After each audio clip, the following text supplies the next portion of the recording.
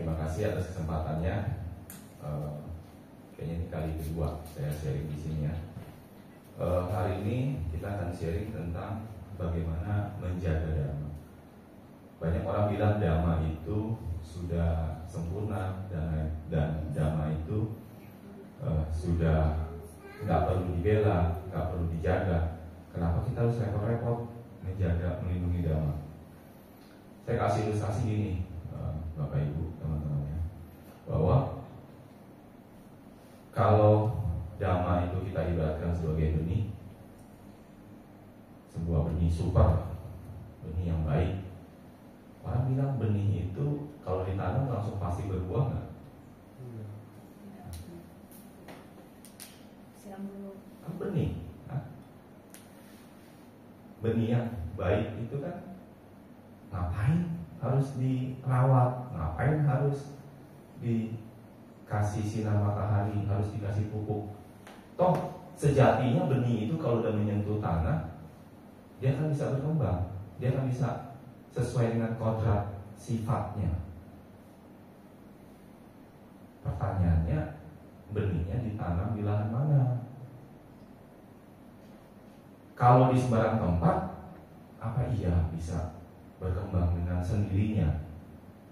Tapi kalau memang kodratnya, misalkan benih itu ditaruh, diletakkan, atau dia berada di tempat yang alami tanpa campur tangan manusia, misalkan di hutan belantara atau di tempat aslinya, mungkin secara kodratnya akan alami tumbuh di sana, berkembang di sana, karena memang sifatnya seperti itu.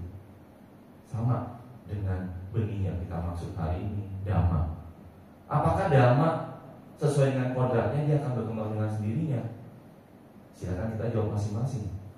Kalau dia berada di tempat lingkungan yang memang ideal untuk dhamma tumbuh, tentu nggak perlu lagi istilah menjaga dhamma, melindungi dhamma, memperjuangkan dhamma. Karena lingkungannya memang, benihnya berada di lingkungan yang memang sudah mendukung dhamma itu ada di sana, dhamma itu berkembang di sana. Nah pertanyaannya, apakah lingkungan kita sudah menjadi tempat ideal bagi benih-benih dhamma itu untuk tumbuh dan berkembang? Kalau jawabannya iya, good, nggak perlu lagi ada orang-orang yang tadi menyatakan dirinya sebagai pembela dhamma, pejuang dhamma, pelindung dhamma. Nggak perlu, karena sejatinya begitu dhamma benih berada di sana, dia akan berkembang biak dengan sendirinya. Di mana benih-benih dhamma bisa tumbuh dengan subur? Tentu ekosistemnya mesti ada. Sanghanya, umatnya, majelis atau organisasinya, penyandang dananya, tadi wihara, betul, tempat senternya ada meditasi senternya juga. Tadi begitu masuk ada tempat untuk berdana makanan bagi sangha. Sangha juga bisa hidup karena rumah dan seterusnya. Ini kan ekosistemnya. Nah kalau ekosistemnya belum ideal, tentu sama dengan benih yang kita coba tanam di tempat yang baru, itu butuh effort, butuh upaya, butuh perjuangan, butuh kondisi yang memang dibuat kondisinya. Benih-benih baru, misalkan kalau kita bicara bunga, tanaman, buah, yang misalkan anggrek, kalau kita mau bilang kok anggrek dibiarkan juga bisa tumbuh dengan sendirinya, betul, di hutan yang gak ada gangguan, yang gak dipetik, ya kan? Tapi kalau kita taruh sembarangan tempat gitu, apa bisa tumbuh? Apa bisa berkembang? Pasti sangat sulit.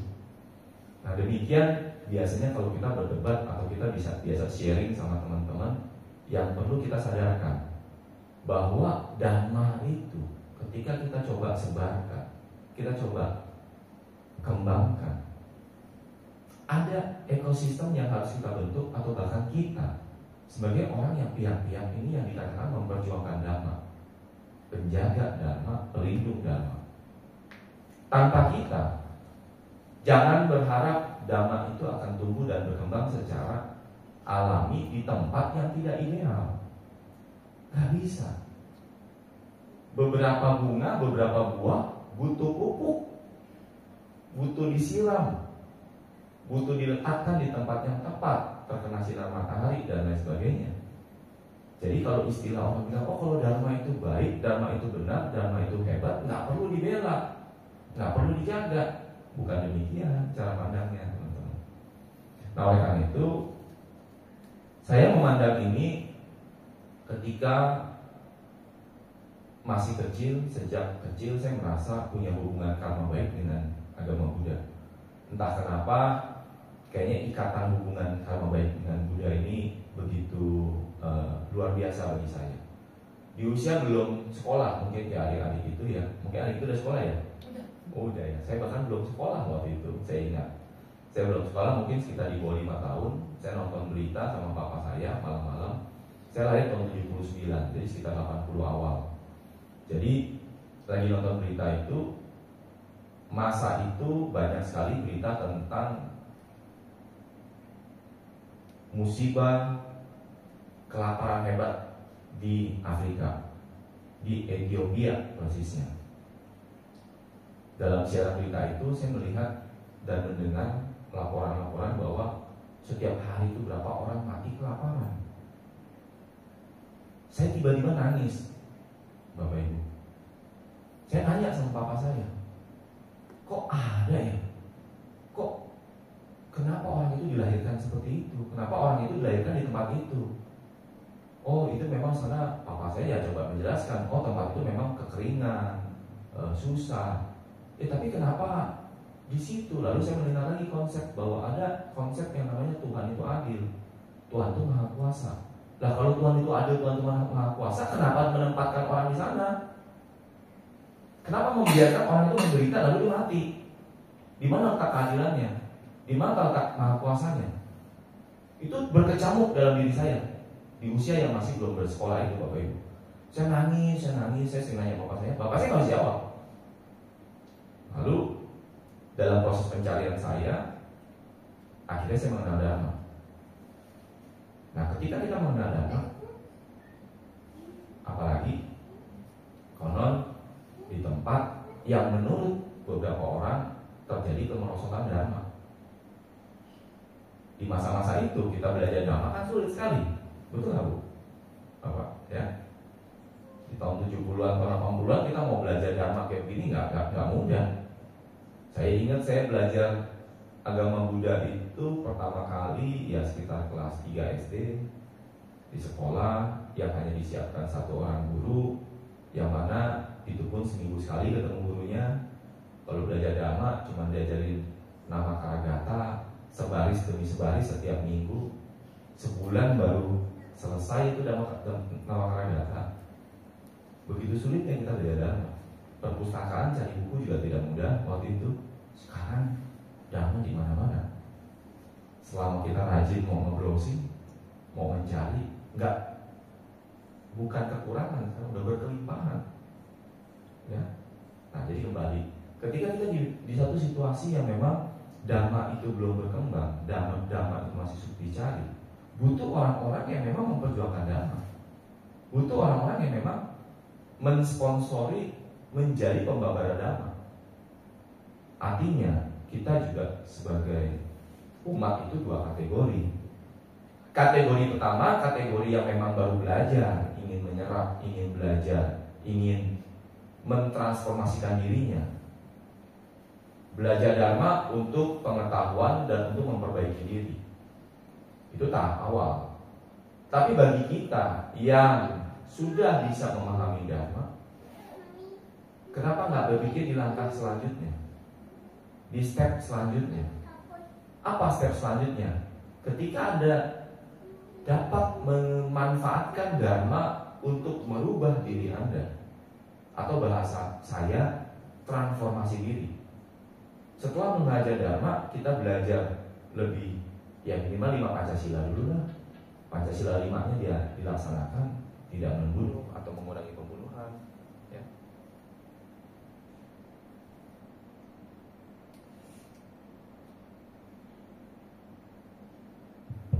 Ini kode break untuk minum katanya. Saya minum dulu ya.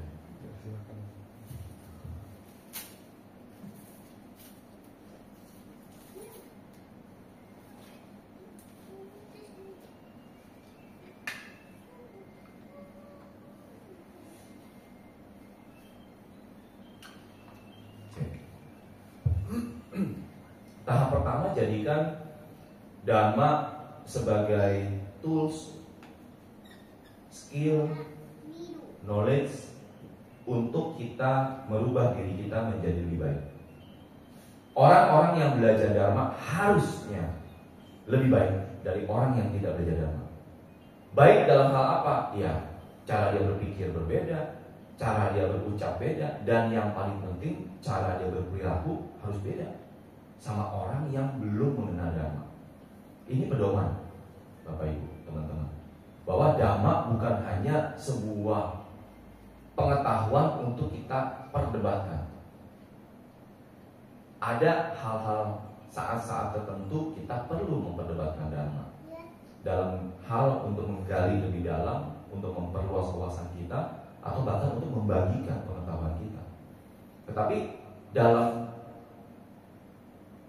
Dhamma yang disampaikan oleh Guru Agung Buddha itu adalah untuk dipraktekkan. Nggak ada guna kita belajar Dhamma kalau misalkan di rumah sesama suami istri belum saling harmonis. Itu berarti level Dhamma kita itu belum naik. Karena kenapa ini saya mesti sampaikan?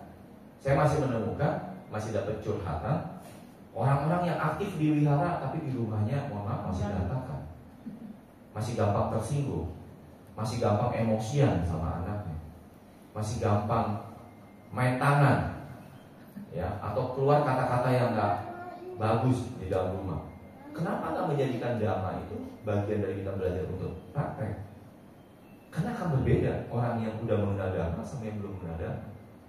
Ya, ada beberapa kasus yang saya dengar, saya nggak sebut namanya ya, tapi di wihara orang ini tokoh, romo, panutan, aktif beribadah, rajin bikin kegiatan.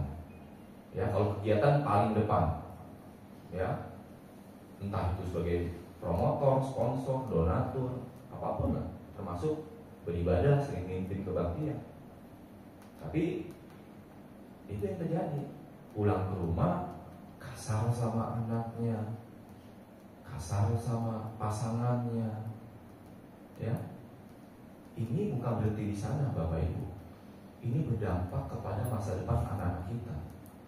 Bagaimana si anak juga bisa melihat papa yang atau ibu yang di wihara itu panutan, tapi kok di rumah begini. Itu kan si anak pasti punya perasaan berkecamuk. Iya, kalau masih kecil kan dia punya umur jalan terus, Bapak Ibu.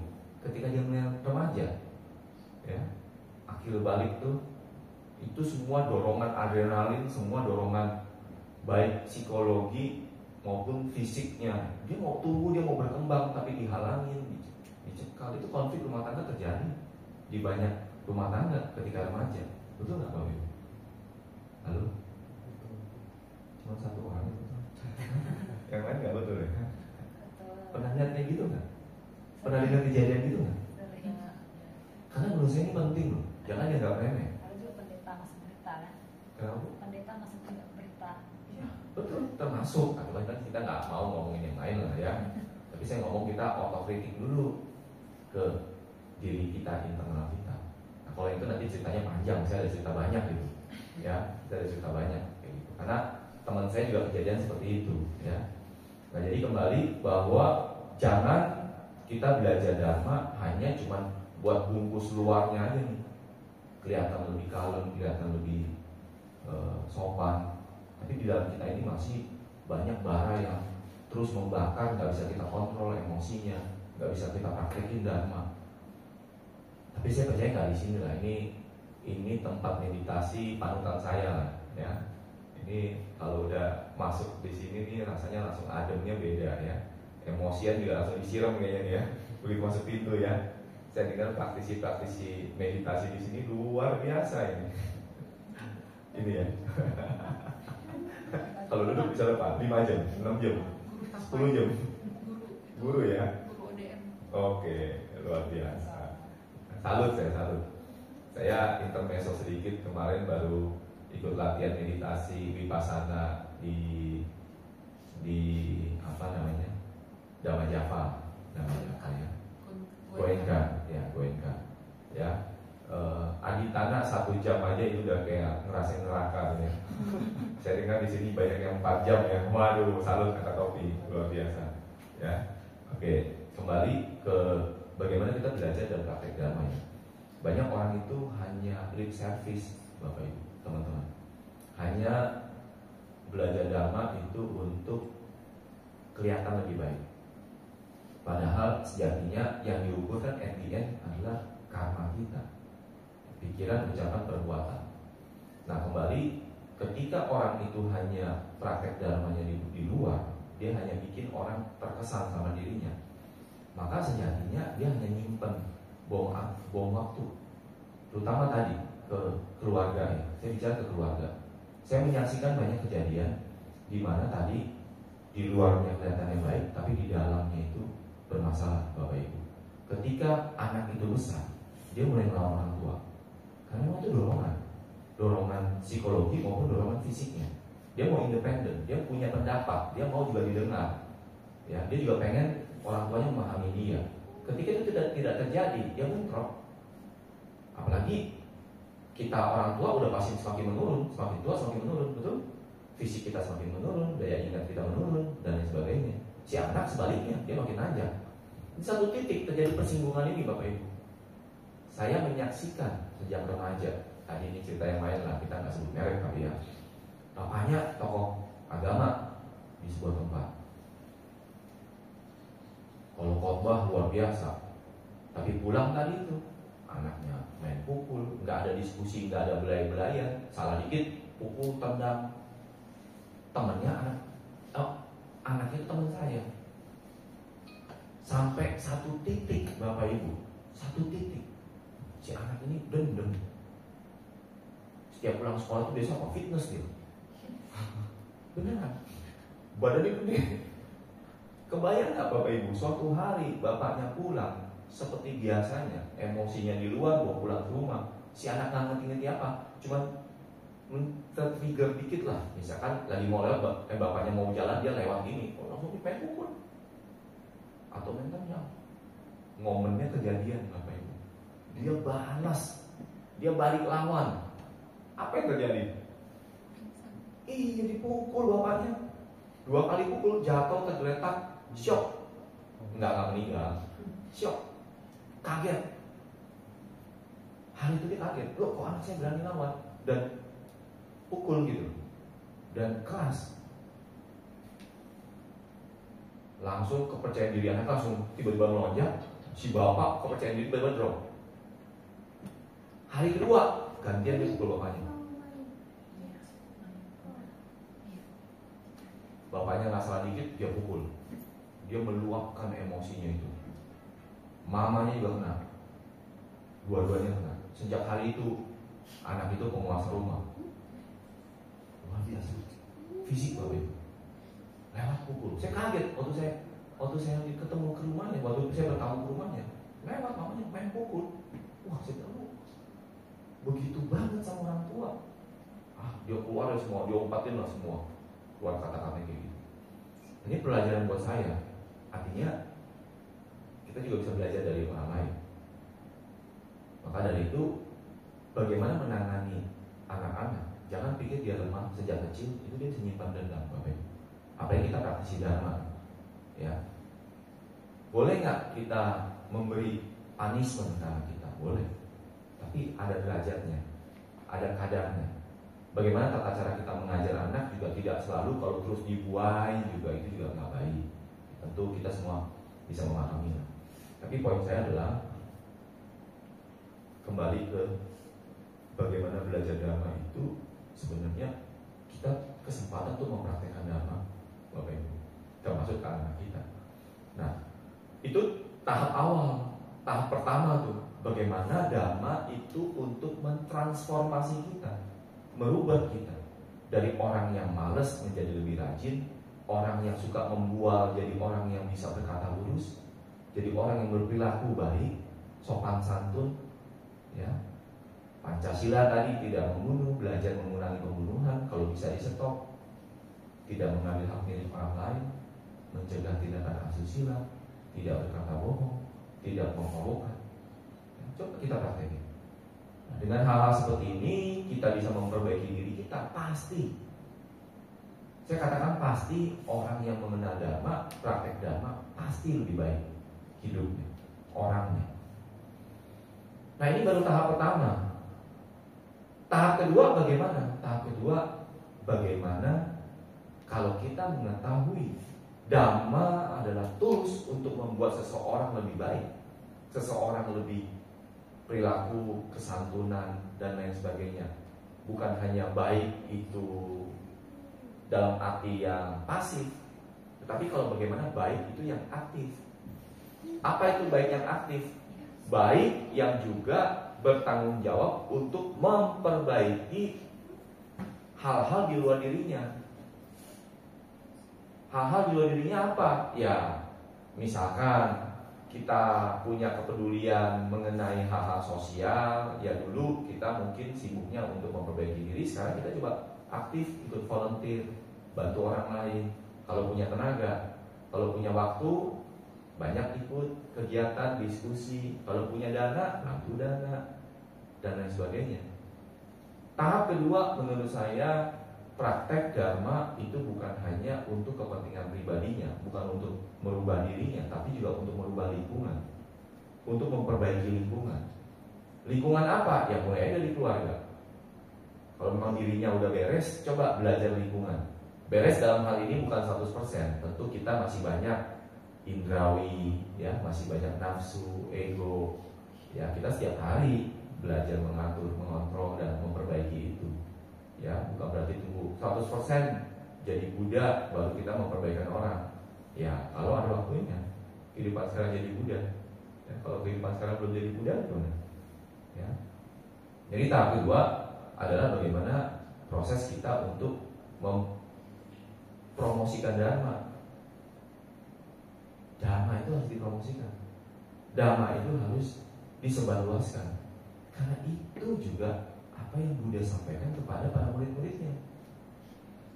Karena itu juga selama 45 tahun ketika Buddha mencapai penerangan sempurna, beliau mempromosikan dharma. Beliau membabarkan dharma, menyebarkan dharma. Bukan hanya diam di hutan. Buddha aktif keliling. Untuk apa? Untuk membuat orang semakin banyak mengenal dharma, mempraktekkan dharma. Itu tahap kedua, Bapak Ibu. Kalau kita udah memahami dharma adalah dalam hidup kita udah memilih Buddha dharma adalah hal yang kita mau lindung dan kita praktekkan. Ya tahap kedua, ya kita juga harus menyampaikan ini kepada orang banyak. Mulai dari siapa? Mulai dari keluarga kita. Buat keluarga kita juga memahami dharma. Buat keluarga kita mempraktekkan dharma. Kalau kita punya praktek yang sama, maka tidak ada lagi cerita bahwa Buddha semakin merosot, Buddha semakin berkurang. Yang terjadi saat ini masih banyak praktisi dharma yang menurut saya egois, hanya untuk kepentingan pribadi. Dia yakin dan percaya bahwa dharma bisa menyelesaikan banyak permasalahan hidupnya. Tetapi kenapa enggak itu disampaikan kepada orang lain? Kenapa dia enggak ikut menolong orang-orang yang juga membutuhkan dharma, yang hidupnya gelap, yang hidupnya sulit, yang hidupnya terjepit, yang tidak tahu jalan keluar? Kenapa enggak mereka ini dikenalkan dharma? Masih banyak orang yang stres. Kita dengar orang-orang yang bunuh diri, Bapak Ibu. Kita berpikir kalau dia mengenal dharma, ngerti praktek-praktek meditasi, nggak mungkin sampai mau bunuh diri. Betul nggak Bapak Ibu? Karena banyak orang yang hidupnya nyaman malah sengaja sengsara kok. Untuk melatih tingkat batin yang lebih tinggi, kayak kita ngapain duduk meditasi berjam-jam Bapak Ibu, kalau bukan mencari penderitaan gitu loh. Ya, menikmati penderitaan menjadi objek, melatih diri. Ya, ini ketemu medan, ketemu permasalahan dalam hidup. Ini kan praktek dharma, praktek kita meditasi. Waktu Aditana Bapak Ibu, saya ingat banget betapa menderitanya itu kondisi. kondisi yang nggak pernah saya temukan di luar. Ya, bagaimana menerima rasa sakit itu sebagai satu yang bisa kita pahami. Kalau sebelumnya kena dikit aja udah kabur menghindar. Waktu adi tanah saya seperti duduk di bawah tungku api. Saya merasa badan itu terbakar. Itu nggak tahu itu. Di sini semua meditasi vipassana kan? Halo? Ya kan? Pengalamannya gimana? Waktu adi tanah Pak? Ibu? Gimana? Boleh cerita nggak? Saya pengen dengar yang lain dong. Saya pengen tahu dong. Apa yang terjadi sih waktu adi tanah itu? Di sini berapa jam adi tanahnya? Tergantung orangnya, masing-masing. Minimal 1 jam. Oke, makanya saya dengar yang di Bakong itu 4 jam katanya. Udah saya pikir, ini kalau udah duduk udah pada bisa melayang ini. Janjinya Belasan jam ya? Belum. Buset. Ya. Sudah ini nggak ada cara meditasi. Udah cara meditasi. Ya. Betul nggak waktu adi tanah apa yang terjadi Bapak Ibu? Coba. Sekali. Ada yang panas, ada yang kadang nggak lewat. kesakitan. Kayak gimana kesakitannya? Kayak dicubit sangat kencang. Oh, cubit yang kencang. Cubit sangat kencang. Iya, beda-beda. Beda-beda ya. Ibu gimana yang lain?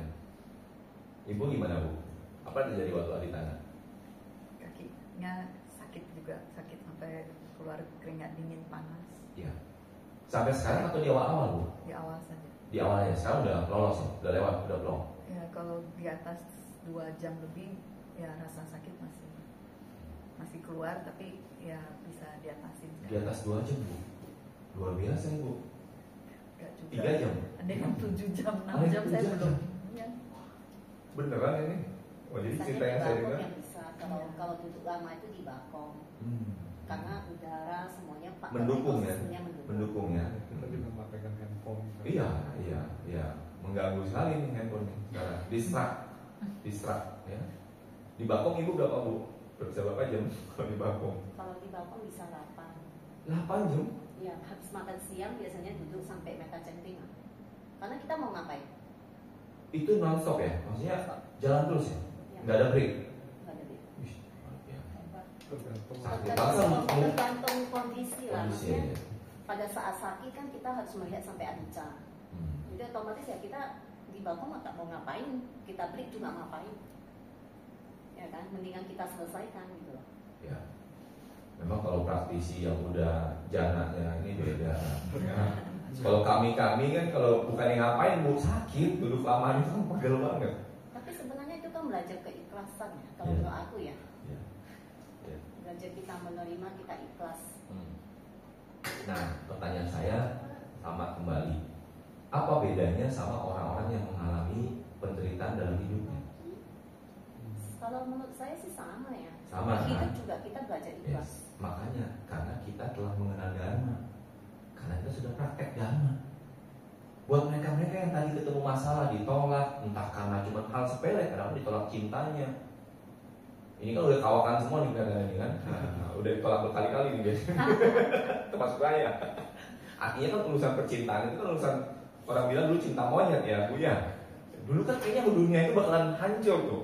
Kayaknya bakalan dunia itu kiamat gitu kayaknya kan gitu. Tapi kalau dilalui kan ya udah biasa aja kali. Kan gitu kan. Ini kan faktor emosi, faktor kemelekatan, faktor macam-macam kan. Yang kita belum mengenal dharma. Itu terjadi sama orang-orang di luar sana yang mau bunuh diri Bu. Dia nggak mengenal dharma, dia nggak tahu jalan keluarnya. Dia nggak tahu bahwa itu bukan satu-satunya kehancuran yang dia akan rasakan. Nah, buat seperti ibu tadi, ibu-ibu ini yang udah duduknya sampai 8 jam, waduh, itu kan kayaknya geli-geli aja gitu. Kalau disakitin begitu malah geli-geli aja, biasa gitu. Ya. Tapi buat orang-orang di luar sana itu disakitin dikit itu hancur dunianya gitu. Yes, monggo. Tadi saya di tanah nggak nyampe, nggak sudah lewat. Kenapa nggak sampai lewat? Mau di tanah, mau meditasi, tapi nggak sanggup lewatinnya. Ya udah los aja deh. Iya. 10 Iya. menit lagi gitu. Ya. Jadi menurut saya kalau kita bicara kemarin di Vipassana, tantangan terberat itu ya pas di tanah, ya. Kalau di biasa-biasa ya memang begitu ya, Bu ya. Tapi pas di tanah loh Bu, yang nggak boleh gerak 1 mili pun gitu loh, ya kan? Ngalamin yang kayak gitu kan Bu. Kalau cuma pas duduk, pas pegel setengah jam kaki geser, setengah jam kaki geser, ya bisa lah 2 jam. Tapi kalau yang duduk nggak boleh geser-geser gitu loh, waduh, itu bagi saya itu, wah itu saya ngalamin neraka itu, ya. Saya biasanya duduk itu normal sebelum rajin atau sebelum latihan meditasi ya paling 15 menit. Begitu udah mulai masuk 15 menit nggak bergerak, itu kesemutan udah mulai. Setengah jam itu udah kayak mati rasa. Mati rasa artinya kesemutan parah gitu ya. Dilewatin lagi Bu, saya mulai ngerasain kayak duduk di bawah kompor api, kayaknya ngebakar deh. Saking perihnya kesemutan itu udah mengkristal, menyatu, udah kayak api gitu, kayak di sudut api. Dan saya paksakan satu badan kebakar api. Itu saya melihat badan saya kayak merah gitu, kebakar gitu. Tapi tetap tahan, nggak boleh lewat kan? Maksudnya tetap harus kita lalui. Itu ketahanan mentalnya kemana detik. Belum lagi kita melekatnya apa? Nungguin bel. Itu suara indah banget kan, kalau ada bel kan. Tapi kan melekat jadinya. Bagaimana di tengah penderitaan tapi kita nggak boleh minta tolong sama bel? Gimana rasanya itu? Ya, kalau orang yang belum ngalamin vipassana nggak bisa ngerasain, nggak bisa membayangkan gitu. Nah kembali ke tadi, kadang di luar sana itu merasa itu hal yang sepele, hal yang luar biasa berat. Tapi bagi kita praktisi dhamma ya udah, itu udah biasa, gitu. Itu kan latihan mental, latihan pikiran. Nah, artinya orang-orang di luar sana yang gampang stres, yang gampang berkecamuk emosinya, yang pandangannya seperti buntu, masih banyak di luar sana Bapak Ibu. Dia belum mengenal dhamma. Nah, kita nih yang udah mengenal dhamma, tadi jangan egois. Jangan hanya menjadikan dhamma untuk menyelamatkan diri kita doang. Jadikan itu juga kesempatan untuk menyelamatkan orang lain. Caranya gimana? Jadi promotor dhamma, aktif membabakan dhamma, aktif mengenalkan dhamma. Oh, saya pikir saya ngajak gue ceramah. Ya udah, minimal dari WA ada undangan kebaktian, bantu forward. Ada ceramah Bante yang bagus, bantu forward. Apa sulitnya? Dan itu pun masih banyak orang nggak lakukan Bapak Ibu. Malu, takut, ini, itu, nanti dianggap sok paling ngerti dharma. Bukan begitu. Kan tergantung cetananya. Intensinya apa? Niatnya apa? Betul nggak? Kalau tadi kita tidak memahami bahwa ada level kedua selain praktisi dharma, ada promotor dharma. Karena berkat promotor dharma lah kita mengenal dharma. Termasuk para bante-bante kita itu promotor dharma. Tapi kan nggak bisa hanya ngandelin bante kita. Kita juga orang yang udah mengenal dharma, promosikan juga dharma di keluarga kita, di tetangga kita, di lingkungan komunitas kita, di tempat-tempat kita punya kesempatan untuk mengenalkan dharma. Nah, dengan demikian maka menjadi seorang penjaga dan pelindung dhamma itu adalah menurut saya wajib, khususnya bagi di lingkungan yang dhammanya belum berkembang Bapak Ibu. Sama seperti benih tadi yang memang dia bukannya di hutan yang ekosistem kelembapan, temperatur, pH tanahnya udah alami. Benih itu muncul udah di tempat yang subur. Sama kita kalau hidupnya di Myanmar, di Sri Lanka, di Cungko beberapa tempat, di Taiwan beberapa tempat, ya itu mungkin ideal. Atau kita yang udah berjodoh sama wihara, ya mungkin ekosistem ini ideal. Tapi kita keluar dari wihara udah gak lagi ideal. Nah, kita harus mulai menjadi air panas bagi orang lain, supaya kita bisa menghangatkan lingkungan kita, mengenalkan dharma. Walaupun belum tentu langsung otomatis 1-2 kalimat kita membuat orang pencerahan seperti Buddha, ya. Tapi minimal kita memberi sentuhan dharma. Kenapa ini penting Bapak Ibu? Saya mau kasih contoh begini. Saya tadi kan ingat bahwa saya masih kecil ini merasa punya ikatan karma dhamma yang luar biasa. Tapi kalau saya ingat-ingat lagi, Dari mana itu berasal? Mungkin dari karma masa lalu, mungkin. Tapi juga mungkin dari benih yang ditanam sama orang tua saya. Apa benih yang ditanam oleh orang tua saya? Orang tua datang dari Kalimantan yang masih mengikuti tradisi begitu ketat.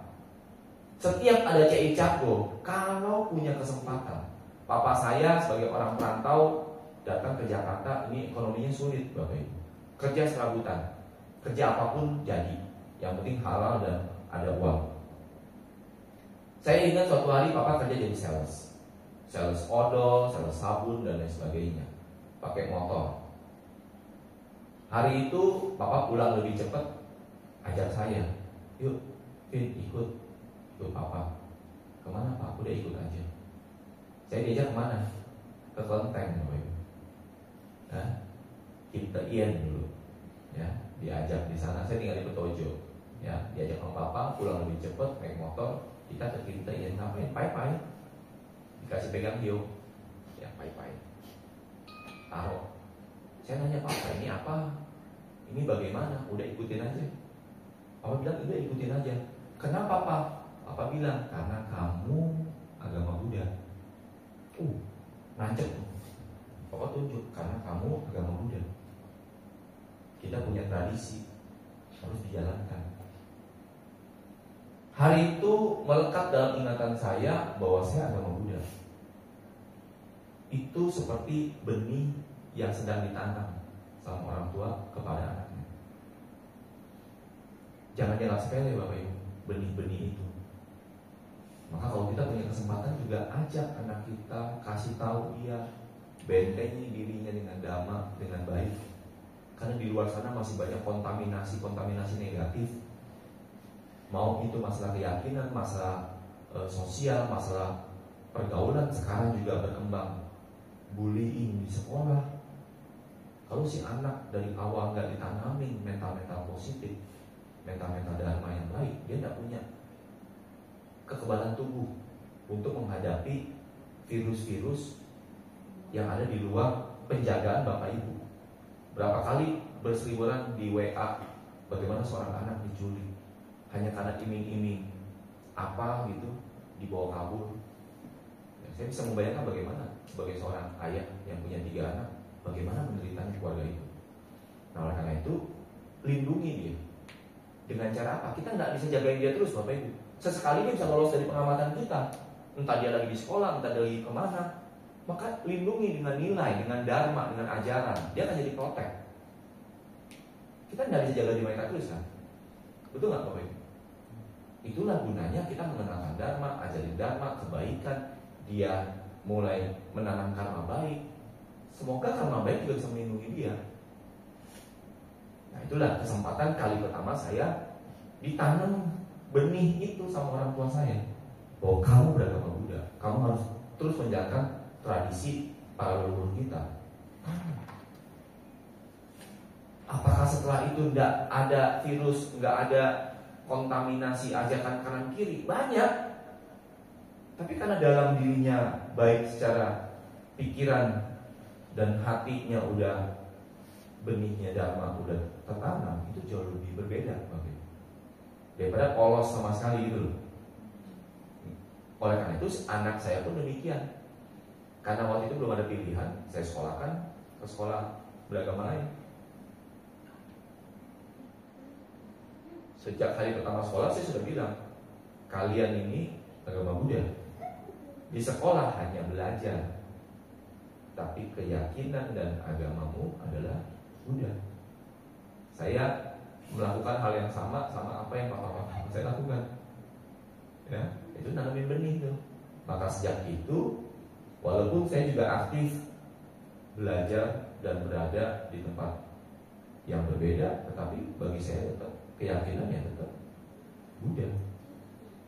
Nah,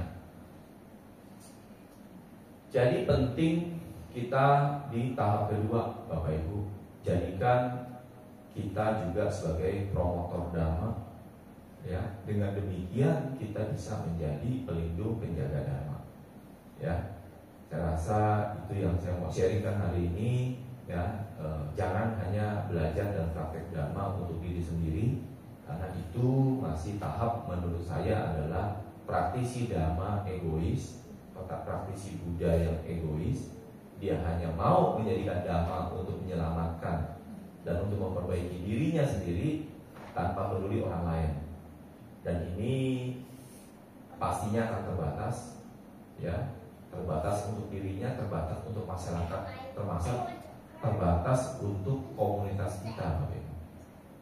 Ajaran Buddha, agama Buddha tidak akan berkembang kalau mayoritas umatnya masih umat yang level pertama, umat yang egois, hanya praktek untuk dirinya sendiri tanpa bertekad untuk juga membabarkan Dhamma untuk orang banyak. Sebaliknya, Buddha Dhamma bisa berkembang di Indonesia untuk generasi-generasi kita mendatang kalau lebih banyak yang level kedua, udah naik kelas nih, jadi promotor Dhamma, jadi pembabar Dhamma, jadi penjaga dan pelindung Dhamma. Dengan cara apa? Kalau bisa ceramah, kalau bisa.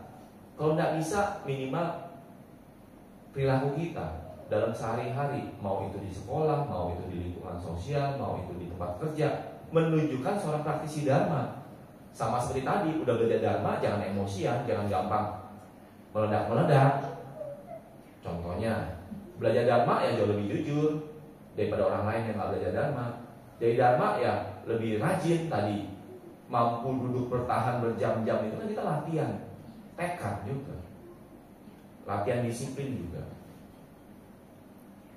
Ya, dengan demikian tentu semakin banyak orang yang mau menjadi promotor Dhamma, menjadi penjaga pelindung Dhamma, agama Buddha, umat Buddha Indonesia akan terus berkembang, akan terus maju. Ya, karena jangan lupa Indonesia kita dulu pernah menjadi mayoritas Buddhis. Jangan berkecil hati, ya. Di era abad ke-6, abad ke-13, ya, Sriwijaya, Sumatera itu menjadi pusat pembelajaran Buddha seluruh dunia. Yes, belajar tentang perpustakaan Nalanda yang ada di Sriwijaya. Itu I Ching datang belajar di Indonesia. Biksu I Ching yang terkenal. Kenapa Tantra Tibet itu sangat menghormati Indonesia? Udah pernah nonton belum filmnya tadi yang Moro Jambi bertutur? Udah. Itu sampai seorang produser hebat tuh sebenarnya si Ibu Nia ya. Ya, dia bikin film dokumenternya. Itu banyak dasar-dasarnya, bukan sembarangan itu. Dari Departemen Pendidikan dan lain sebagainya, bukti-bukti sejarah. Ya. Banyak sekali kejadian di mana ketika ada umat Buddha dari Indonesia yang ketemu Dalai Lama di India, dia bilang, oh kami menghormat, kagum sama Dalai Lama. Dalai Lama seringkali berkata balik, kamu datang dari mana? Indonesia. Justru kamilah orang Tibet yang hormat dan kagum sama Indonesia. Mengapa? Saya pertama kali mendengar itu dari seorang arsitek waktu itu. Arsitek, saya lupa, Yasubiakto atau siapa namanya. Ya, jadi dia bilang dia mulai belajar tentang arsitektur Tibet gitu ya. Nah, dia bilang, kamu jangan belajar sama saya karena saya pun belajar sama kamu dari Indonesia. Oh, dia kaget, kenapa ngomong begitu? Setelah diurut, Bapak Ibu pernah dengar nggak namanya Atisa di Pangkara? Ya, ada yang pernah dengar? Ibu pernah dengar? Yang lain? Halo? Belum pernah? Ibu belum pernah? Pernah, kayaknya. Yang itu bangun sebuah tempat ya. Kemudiannya runtuhin lagi, dia bangun lagi, bukan? Bukan. Bukan ya. Ya, jadi gini. Agama Buddha ini kan berkembang ketika setelah eranya Buddha Gautama Paninibbana kan dia berkembang. Ada yang ke selatan, ada yang ke utara. Yang ke selatan kebanyakan jadinya Theravada, ya, Sri Lanka, Myanmar, India dan lain sebagainya. Nah, yang ke utara lebih banyak ke Mahayana, ya, Jepang, Korea, Cina dan lain sebagainya. Karena mereka juga harus beradaptasi dengan budaya lokal. Maka banyak serapan-serapan baru dari ajaran lokal tuh. Ada Sun Wukong lah, ada Kuan Yin, ada Kuan Kong kan ke utara. Nah, pecahan dari utara juga menyebar lagi ke Tibet. Nah, di Tibet juga saat itu banyak agama lokal. Maka kalau lihat dari ornamen-ornamen Tibet itu kan banyak yang serem-serem, ya. Nah, tetapi di masa itu itulah dewa-dewa lokal yang mereka sembah. Gitu. Nah, karena itu banyak serapan-serapannya. Memang saat itu juga karena masih kayak black magicnya masih kuat ya, masih sangat kental di sana. Banyak sekali biku-biku kesana itu ya kena santet lah, kena black magic lah, intinya gitu. Artinya masih banyak hal-hal seperti itu yang kejadiannya. Nah, namun beberapa tempat mereka bisa membawakan dharmanya. Mulai ada serapan-serapan, tetapi tetap kembang kempes gitu.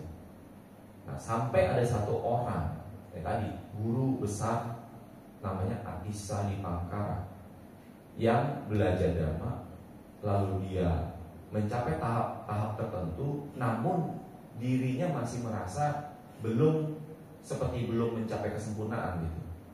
Nah, dia mencari satu ajaran tentang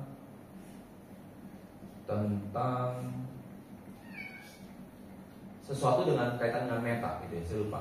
Nah, ini contohnya nih praktisi dharma ya, menyelamatkan makhluk ya. Luar biasa ya. Nah, saya lupa, kayaknya terkait dengan meta bawana atau apa, saya lupa. Ya, intinya tentang cinta kasih. Dia merasa belum menembus itu gitu.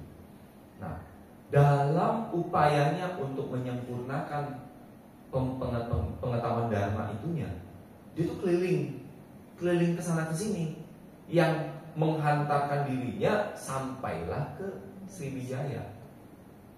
Disitulah dia belajar dengan seorang guru. Gurunya, ibu ingat namanya siapa? Guru Atisa Dipangkara, namanya Serlingpa Dharmakirti. Serlingpa Dharmakirti adalah guru besar Sriwijaya yang putra asli Indonesia. Jadi dia bukan import, ya, yes. Ya, dia namanya Serlingpa Dharmakirti. Itulah guru besar, ya.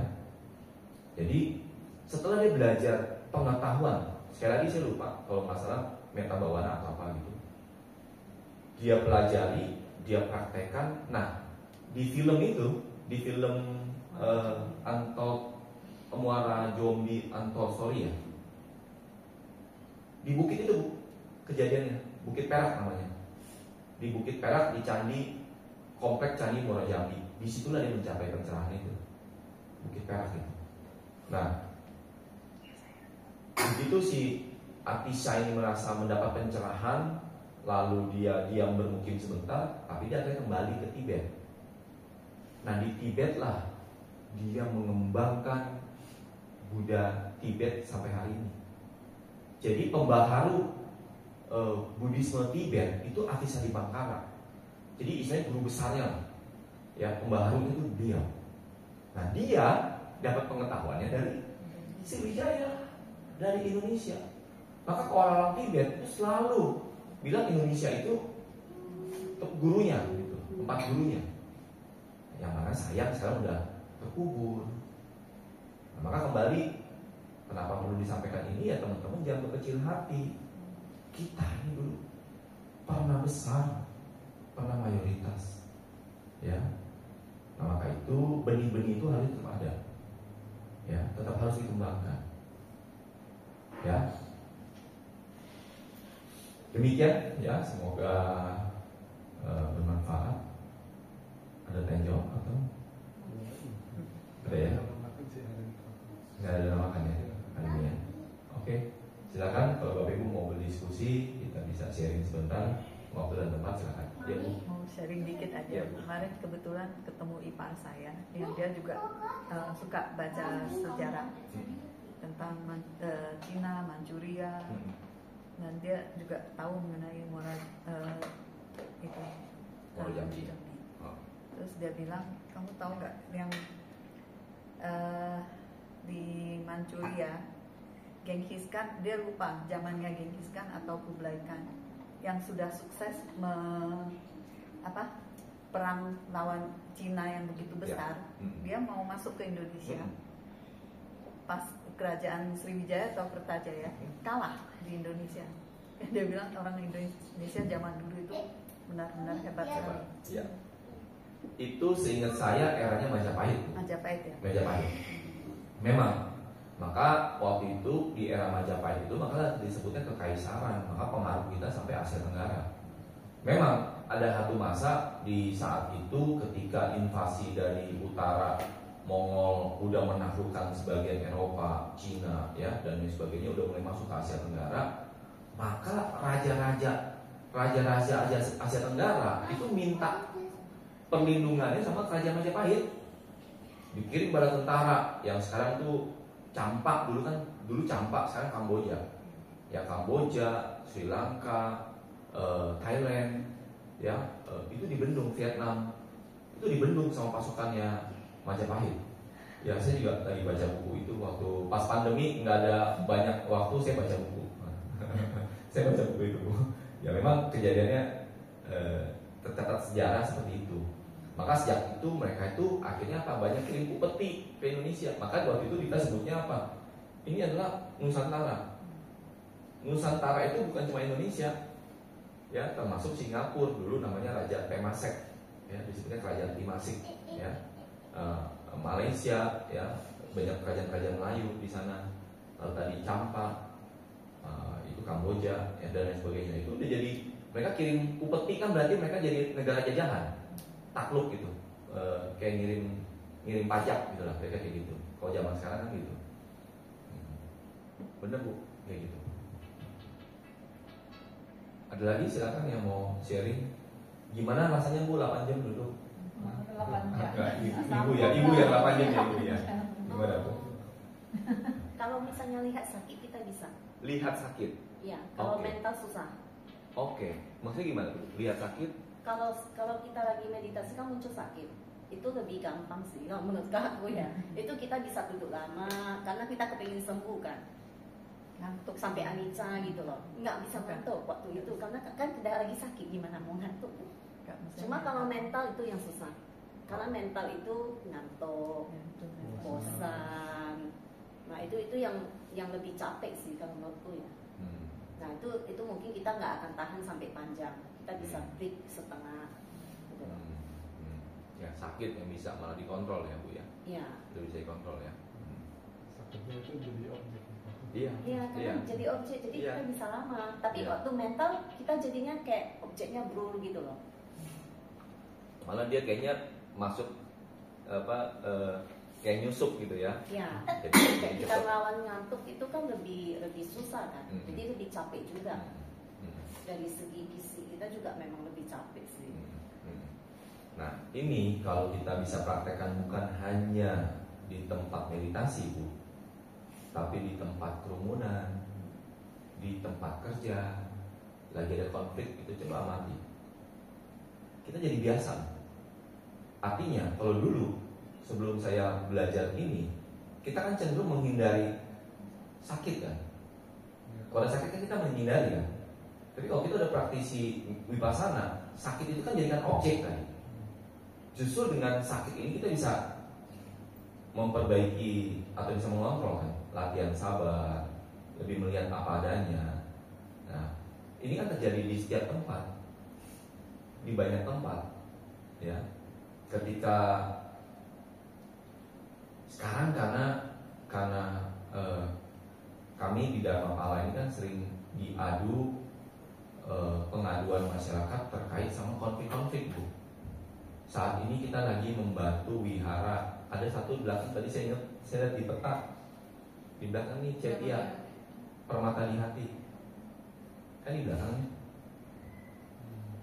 itu lagi masalah, ya, lagi konflik nih. Minggu lalu kita ada panggil ke DPR, udah mulai rame, ya. 2 hari yang lalu saya datang ke sana. Ini nanti Selasa ada lagi masalah sama kelurahan. ya, dan semoga cepat selesai. Nah, belum lagi ada wihara di Green Garden juga lagi masuk pengadilan. Ya, ada 4 perkara di sana. Ya, gara-gara tempat ibadahnya dibeli sama bendahara pakai nama pribadi, belum ada organisasi, belum ada yayasan waktu beli. Tapi ketika yayasannya berdiri, nggak dirubah nama, tetap nama pribadi. Nah, ketika dia meninggal, anaknya mengklaim, jadi masalah. Dan kadang-kadang bukan cuma faktor anaknya, Bu, ada provokatornya, ada yang menggoreng-goreng, ada pengacara nggak ada kerjaan, ya.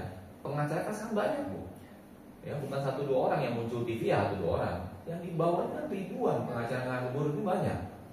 Mereka tuh seneng apa? Bagi success fee.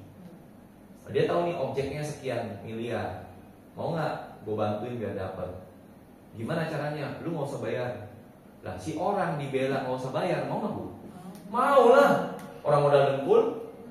Tapi kalau menang, misalkan ini ada 5M, kita bagi aja 2,5 M. Ini bagi dia jackpot, Bu. Penduduk manis cuma bikin surat puasa dapat 2,5 M, bagi dia kan begitu mikirnya.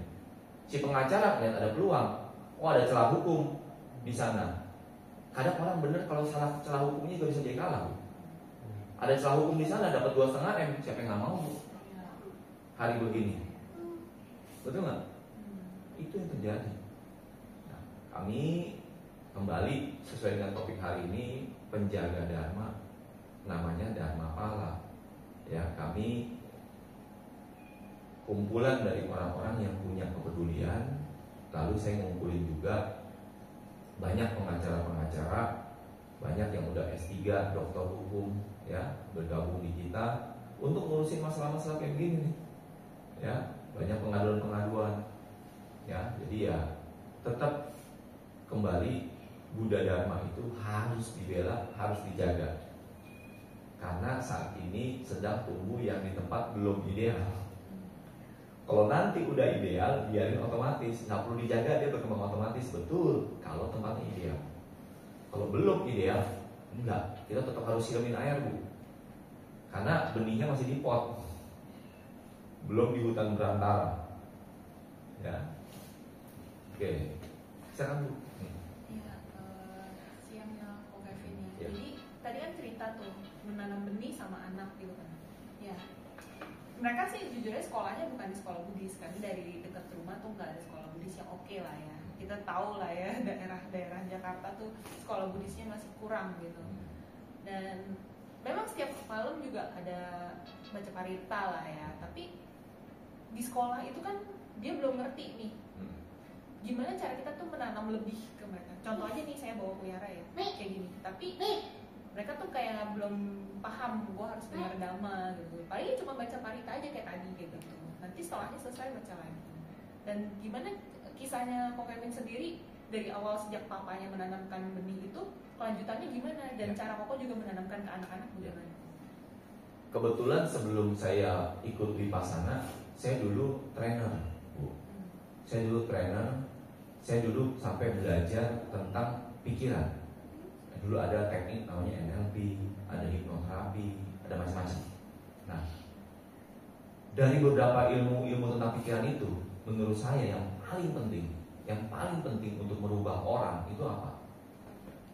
Ibu tahu nggak apa itu? Apa? Iya, ya, ini kan konsep itu betul. Tapi maksudnya tadi pertanyaan Ibu, bagaimana orang itu bisa berubah? Komunikasi. Oke, apa lagi? Iya, tanamnya gimana? Secara psikologi kita komunikasi, jadi kita Ya, itu repitasi. Sugesti bisa, ada afirmasi, ada visualisasi, ada. Oke, apa lagi? Mungkin diri sendiri jadi Contoh. cerminan kali ya. Cermin. Jadi contoh kan. Contoh. Ya, mungkin. Ini ilmu, ini kalau saya bagi di training mahal nih. Saya bagi di wihara gratis. Ada satu Ci, namanya apa? Identity. Jadi ada tingkatannya. Ada identity, itu yang paling core. Itu core. Core-nya orang itu di identity. Apa itu identity? dia meyakini dirinya itu siapa. Paham nggak maksudnya? Misalkan kalau engkau ya jati diri boleh, tapi menurut saya itu sebutnya identity. Contoh kalau saya nanya, siapa Anda? Engkau namanya siapa? Kedung. Kedung. Siapa Kedung? Mak Kuda, apa lagi? Apa lagi? Di breakdown gitu ya. Yes. Jadi latihannya gampang. Ibu namanya siapa? Pina. Ibu Pina. Siapa Pina? Seorang mama dari Edward. Yes, identity. Apalagi? Agama Budi. Yes. Tinggal di mana? Tinggal di Asal di mana. mana? Yes, identity. Variabel-variabelnya dikeluarin. Saya anak dari orang tua kita siapa, lahirnya di mana, tinggalnya di mana, saya Buddhis, saya apa. Buddhis pun bisa dibelah lagi kalau mau dibelah. Oh, saya Buddhis Theravada, bla bla bla, betul? Tak tak tak tak tak. That's identity. Siapa kamu yang kamu yakini? Maka dari itu sejak kecil tadi saya selalu bilang ke anak saya, kamu Buddhis. Kamu hanya belajar yang lain. Identity itu tanaman sejak kecil. Udah dia kan di sekolah tuh Katolik ya, sekolah Katolik. Dia pernah diajarin untuk doa di Katolik, tapi dia pas pulang saya kaget dong, loh, kok dia jadi doa ngomongnya gitu kan. Oh, tapi sejak saat itu makanya saya selalu bilang kamu agama Buddha gitu kan. Kamu sembahyang agama Buddha. Yes. Oh, udah itu sih. Belum identity kalau dia belum ngakuin. Tapi dia belum kayak ngeh banget mungkin karena ya jujur aja diajak pelihara juga kayak mesti ada imbalannya dulu lah kayak gitu. Yes, mesti sampai identity itu bukan ibu ngomong saya, oh Kevin Wu itu siapa? That's not my identity. Itu persepsi ibu. Paham? Identity itu mesti datang dari si orang ini. Tapi guna membantu ya biasa kita induksi, kita yang tadi bisikin. Tanemin. Ya, itu metode psikologinya namanya induksi. Kita tuh masukin keyakinan ke orang-orang itu. Karena dia diyakini di usia-usia seperti ini, artinya tadi di usia, dalam psikologi itu ada usia namanya golden age, itu di bawah 6 tahun. Di 6 tahun itu pola pikir anak itu masih seperti busa spong. Dia menyerap, dia nggak punya filter. Karena dia nggak tahu mana benar, mana salah, mana hitam, mana putih, dia belum tahu. Nah inilah yang kadang-kadang menentukan karakter dan identiti orang. Kalau dia tinggalnya besarnya di terminal, besarnya di pinggir jalan, besarnya di rumah komplek, besarnya di lingkungan keluarga yang harmonis, atau di keluarga yang berantakan, tuh di situ Bu. Kalau setiap hari di masa dia golden age itu dia melihat pertengkaran orang tuanya kasar sama nenek kakeknya, di situ kan, itu masuk karakter dan identity. Nah itulah yang membentuk kalau menurut saya. Setelah saya pelajari ilmu pikiran, tapi saya tidak tahu ya kaitannya sama meditasi dan vipassana, nanti deh kita dipisahkan. Tapi saya ngomong dari sisi psikologinya dulu. Nah dari sisi psikologinya itu, jadi yang paling pertama, paling core seseorang. Kenapa ada orang pede, kenapa ada orang nggak pede? Saya lahir dari keluarga yang ini, malu. Itu kalau mau dibenahin apapun di atas itu, kalau bawahnya jangkar, di bawahnya masih begini Bu, dia masih meyakini dirinya adalah orang yang tidak bawa keberuntungan, orang yang tidak cantik, orang yang bla bla bla. Dia hanya fokus ke kekurangan dan itu menjadi identiti dia. Percuma di tas atasnya itu percuma. Dia pulang ke rumah tadi gitu lagi. Sering nggak kita ngeliat orang kayak gitu? Kita udah ngapa-ngapain itu balik gitu lagi. Karena ini nggak beres. Ini yang mesti benerin. Ada beberapa metode untuk membenarkan itu. Nah salah satunya adalah dengan kita belajar NLP. Sebenarnya mirip nanti kayak Vipassana. Cuma Vipassana itu masih tujuannya bukan untuk yang duniawi gini sebenarnya. Dia kan untuk lebih higher level lah. Tapi kalau kita mau nerapin konsep Vipassana ke sini harusnya bisa. Kita tuh merefresh kotoran atau hal negatif yang kita temuin gitu ya. Lalu kita bisa program ulang. Identity itu bisa diprogram ulang. Cuman nggak bisa di level sadar. Dia mesti masuk ke level bawah sadarnya. Tapi yang paling basic buat anak ini identitinya dulu. Kasih tahu, minta dia ucap. Minta Tadi yang ngomong, kamu siapa? Oh, saya ini agamanya. Udah. Ya, Saya paksa. ya. Jadi core yang paling penting itu identity. Nanti ada value, ada karakter. Itu nanti lapis-lapis berikutnya. Nah, karakter juga penting, tapi value juga. Si anak kan dalam perjalanannya dia akan menemukan value-value-nya dia. Misalkan saya lagi handle anak saya 3, Ci. Yang paling besar sekarang udah mau kuliah, tingginya udah lebih besar, tinggi dari saya. Ya, saya menghandle remaja itu udah beda. Cara kita handle remaja beda, Pak, sama kita handle yang kayak gini ya. Saya jadikan dia kayak teman. Dia pacaran, saya bolehin. Saya pikir kalau saya larang, sembunyi-sembunyi juga, iya. Dan sekarang malah saya tahu, kadang dia mau mana saya nganterin, ya. Dia ngomong. Jadi bagi dia mendingan dia ngomong daripada dia berbohong. Awal-awal sering berbohong. Ya saya bilang. Nah, jadi kadang-kadang udah kayak gini, kita tahu kita nggak bisa terlalu mengekang. Kita hanya perlu dampingin aja.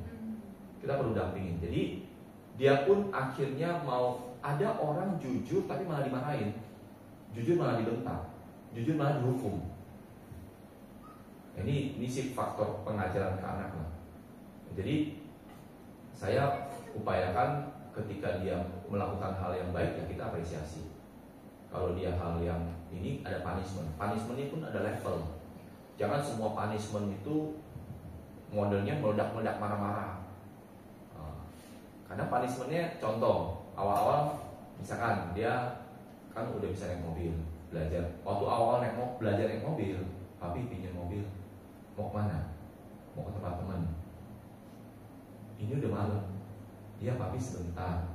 Oke sebentar, kamu jam berapa? Jam 9 deh. Oke, kamu jam 9 udah mesti sampai rumah. Bukan 9 baru jalan dari sana. 9 sampai rumah. Oke. Ternyata sampai rumah jam 9 lewat 9.15, 9.20. Oke, nah saya masukin.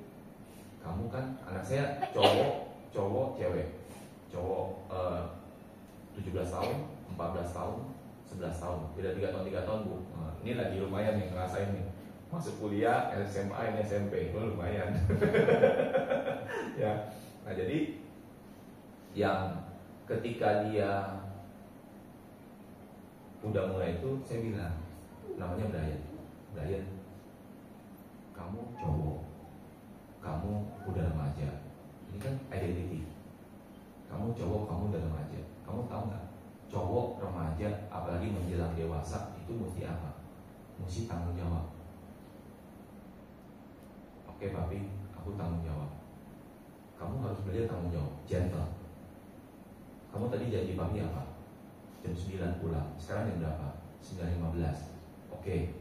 Apa hukuman yang layak untuk orang yang tidak bisa dipegang omongannya? Dia sendiri ngomong. Ya udah papi, minggu depan aku nggak keluar. Minggu depan aku nggak keluar rumah. Oke. Belajar gentle. Belajar jadi pria dewasa yang pegangan omongannya saya pegang. Oke papi. That's it. Saya nggak perlu marah-marah. Dia sendiri dan kita ngajarinnya komitmen. Itu yang saya lakukan. Jadi so far on the track, dia menjadi anak yang berprestasi, punya kepercayaan diri. Kemarin jadi ketua OSIS, kemudian dia masuk kuliah jalur prestasi lumayan. Awalnya kan ya gitulah, ikut teman mau ini. Saya ikutin. Dia mau kemana? Oh mau ke yang Alam Sutra, saya ikutin. Mau kuliah di sana, ya kasih lihat aja sampai sana. Kamu nanti tinggalnya di mana? Oh maunya di apartemen. Coba lihatin. Aja-aja dia mikir sendiri. Oh kejauhan ya papi ya. Oh ini gini. Dia bisa belajar mikir sendiri. Ya, jadi kita cuma dampingin aja. Tapi yang kalau terlalu jauh ya kita bisa arahkan gitu ya. Nah saya mau anak saya tumbuh itu punya kepercayaan diri, bertanggung jawab, gentle dan positif ya. Jadi nggak minder juga. Awalnya waktu masih SD SMP itu dia agak minder. Ya mungkin faktor saya juga. Waktu kecil-kecil gini saya nggak keras juga sama mereka. Cuma bagi saya karena belajar dharma ya, saya kerasnya itu karena memang harus keras. Karena ini ajaran mama saya ngajarinnya gini, Bapak Ibu, ini ilmu parenting.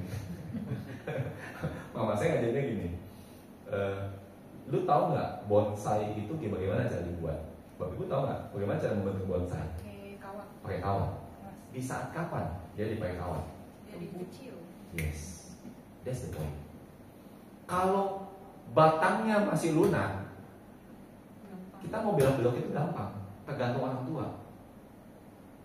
Kalau masih agak hijau-hijau, kita mau belok itu gampang, Bapak Ibu. Pakai seratu belok kiri, kita belok itu gampang. Tapi kalau dia udah tumbuh keras, kuat, dan udah mulai kering, coba kita bengokin. Yes.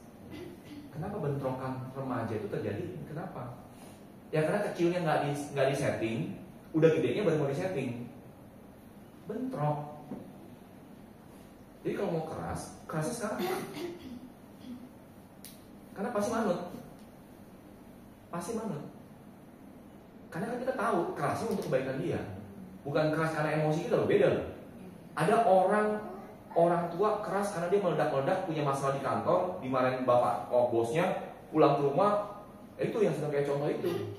Kasihan, si anak jadi pelampiasan karena si orang tua nggak bisa kontrol emosi, nggak belajar vipassana, Bu. Ya, tapi kalau dia ngontrol. Kalau ngontrol itu menurut saya bukan selalu dingin terus ya, enggak. Kita kadang mesti hangat, kadang mesti panas. Tapi panas yang terkontrol, dingin yang terkontrol gitu loh. Dan kita yang mau. Jadi ketika saya marah sama dia, saya tahu saya harus marah. Karena dia cross the line, saya mesti kasih tahu, kamu melewati batas loh. Dikasih tahu nggak mau dengar. Kalau masih kecil-kecil begini dulu, kalau bukan saya ngomong, kakeknya, neneknya, emaknya ngomong gak ada yang denger. Kalau saya udah bilang, kenapa lu? Langsung iya kopi udah belok. Udah. Karena saya mau kasih tahu dia itu salah gitu. Kalau udah nggak salah kita tolerir. Kenapa? Nggak boleh pukul anak. Sayang anak. Menurut saya sayang anak bukan begitu. Kamu menjerumuskan dia. Karena dia tidak tahu mana merah, mana putih, mana hitam. Kita mau kasih tahu dia. Ini garis tegasnya. Ini yang do, ini don't. Ada garis tegasnya. Kalau dia cross, ada punishment, tapi tidak melulu fisik ya. Punish itu macam-macam, bertingkat-tingkat lah. Saya biasa bikin berapa level, Bu. Misalnya level 1 peringatan dulu, ngomong, nggak boleh. Kedua mungkin lebih keras. Ketiga mulai start, berdiri 1 jam. Contoh kayak gitu. Jadi dengan begitu tadi filosofinya filosofi bonsai. Kita bisa nekuk dia ketika dia masih hijau batangnya. Once dia udah mulai keras, udah coklat, udah mulai mengering, jangan coba-coba. Itu udah berbeda lagi treatmentnya. Treatmentnya udah beda. Nggak bisa dengan tekuk-tekuk begitu. Itu ilmu parenting dari mama saya. Dan saya terapin so far sih efektif ya. Ya. Once dia tahu hitam dan putih, Bu, besok kita tinggal warning aja. You nggak boleh sana. Itu bahaya. Kan buat demi mereka. Ada yang saya lihat gaya pendidikannya mau sok barat-barat, nggak mau, ini nggak boleh. Ngomong-ngomong, anak nggak ngerti, Bu. Anggap ini kayak alien. Dia nggak ngerti rambu-rambu yang ada di dunia ini loh. Bahwa ngomong sama orang asing itu bisa diculik, ya nggak? Lepas di jalan. Handphone, saya udah bilang kalau handphone di jalan tuh jangan dipegang, itu bahaya, kamu bisa dicomot. Nah kayak gitu kalau nggak mau dengar, ya mesti ada sanksi. Jadi dia tahu ini nggak boleh. Main game itu di eskalator tuh sering tuh orang kejepit, ada apa gitu. Ada nggak boleh. Nah kayak gitu masih kita biarkan. Jadi ada batasan-batasan yang memang kita sampaikan. Ketika dia bisa dengar, ya good. Kalau dia nggak bisa dengar, ya oke. Beda sama anak saya yang kedua. Anak saya yang kedua, saya nanya dia. Saya kalau malam dulu sebelum tidur saya nanya, dia mau jadi apa udah gede. Anak saya yang kedua pengennya apa? Papi, aku mau jadi gamer. Cowok, cewek. Kebetulan anak saya yang ketiga, dia sejak belum sekolah, Bu, kayak kecil-kecil gini usianya, kayaknya 3 tahun bahkan belum bisa bicara. Udah senang pilih baju sendiri. Kenapa saya tahu begitu? Karena kan kami yang namanya orang tua kan kalau kita pergi yuk jalan keluar, pilihin baju, pakai. Dia nggak mau, belum bisa ngomong bu. 3 tahun lah, nggak mau dia. Risih gitu ya, ngambek-ngambek gayanya. Ya udah kayak kita tahu nih. Jadi ada kamu pilih baju sendiri, dia pilih baju sendiri. Dan oke, match. Jadi fashion, anaknya suka fashion. Ya udah, akhirnya kebetulan saya juga dulu pernah ngurusin industri kreatif. Saya dulu sama Sandiaga Uno tim di Kadin Indonesia. Jadi saya juga bergelut di bidang industri kreatif. Nah, saya tahu nih bakat anak ini bisa nih ke sana. Ya pelan-pelan saya mulai arahin ke sana. Dia senang foto, bisa nyanyi, gerak. Ya kalau di anak itu namanya kinestetik ya. Dia senang gerak, nari-nari. Kalau ada lagu-lagu macam ya shark, baby shark ya. Ada itu dan dia suka gerak. Akhirnya apa? Mulai kita arahin dia ke modeling. Suka ikut dia catwalk. Dulu pernah ikut menjadi peserta termuda di Jakarta Fashion Week. Nah, dia pernah masuk sana dan dia passionate. Saya ingat betul, ini masih kecil gini ya.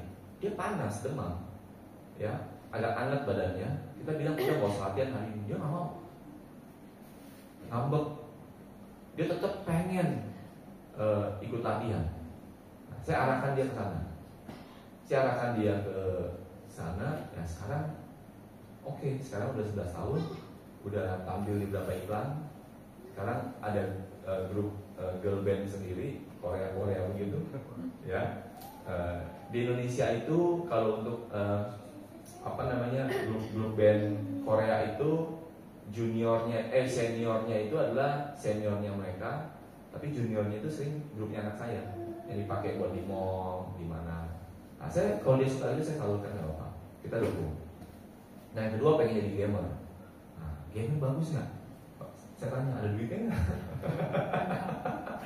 Ada papi ada. Ya udah. Nah, jadi saya dorong dia sesuai dengan bakatnya. Saya rasa itu Bu, semoga tadi ya. Yang penting itu yang kecil itu sebenarnya identity itu yang membentuk seseorang. Kalau masih kecil bisa kita belokin seperti bonsai. Kalau udah gede dia bisa ngelawan, bisa bentrok. Kalau buat orang tua gimana? Contohnya gimana orang tua? Ya, kalau orang tua kita kan banyak kan ya udah 70, 60-an gitu. Mereka sama sekali nggak kenal Buddhis. Ya pokoknya cuma tahu tuntung cep beres gitu. Ya. Tapi kan Buddhis yang sesungguhnya kan berbeda dengan itu. Ya. Gimana kita menanamkan itu? Iya. Ada dalam psikologi itu satu masa kalau kita bicara kematangan emosi ya. Ini kan sesuai dengan perjalanan umur.